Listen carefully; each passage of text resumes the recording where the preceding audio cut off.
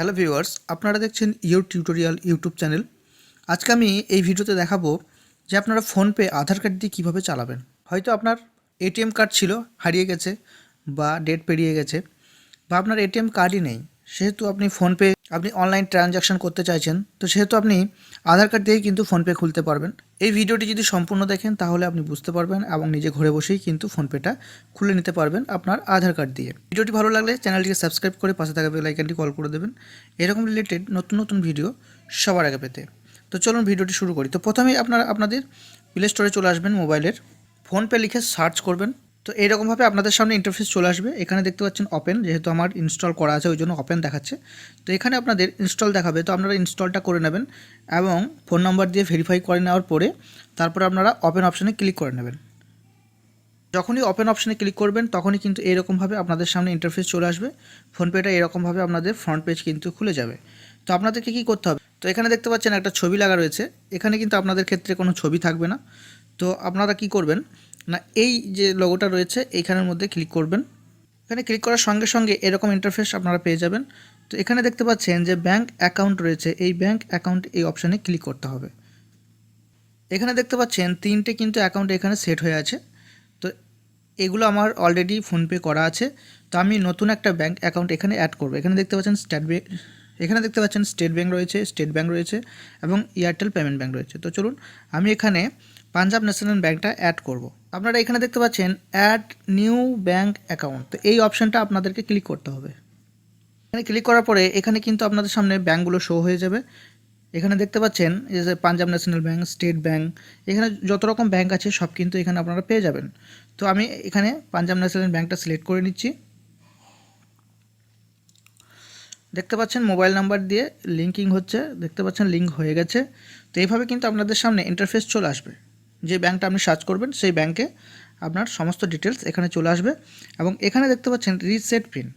অর্থাৎ আমি একবার যেহেতু পিন সেট করেছিলাম সেহেতু এখানে রিসেট দেখাচ্ছে, কিন্তু আপনাদের ক্ষেত্রে এখানে সেট পিন বলে দেখাবে। তো চলুন আমি এখানে দেখতে পাচ্ছেন দুটো অপশান, একটা আধার লিঙ্কিং উইথ ব্যাঙ্ক এবং একটা দেখতে পাচ্ছেন ডেবিট এটিএম কার্ড।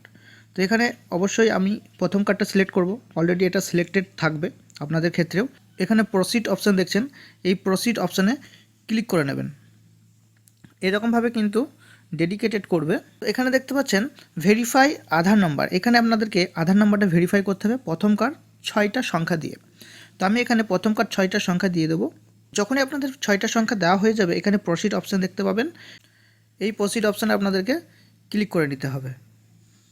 ভেরিফাই হবে, ভেরিফাই হওয়ার পরে আপনাদেরকে কি করতে হবে, ওটিপিটা কিন্তু এখানে আপনাদেরকে দিতে হবে। আধার ওটিপি একটা আসবে আর একটা আসবে ব্যাঙ্ক ওটিপি। তো এখানে কিন্তু দুটো ওটিপি পরপর চলে আসবে, আপনাদেরকে কিন্তু দেখে দিতে হবে, তা না হলে কিন্তু ওটিপি মিসম্যাচ দেখাবে। তো চলুন আমি একটু দেখে ওটিপিগুলো দিয়ে দেবো।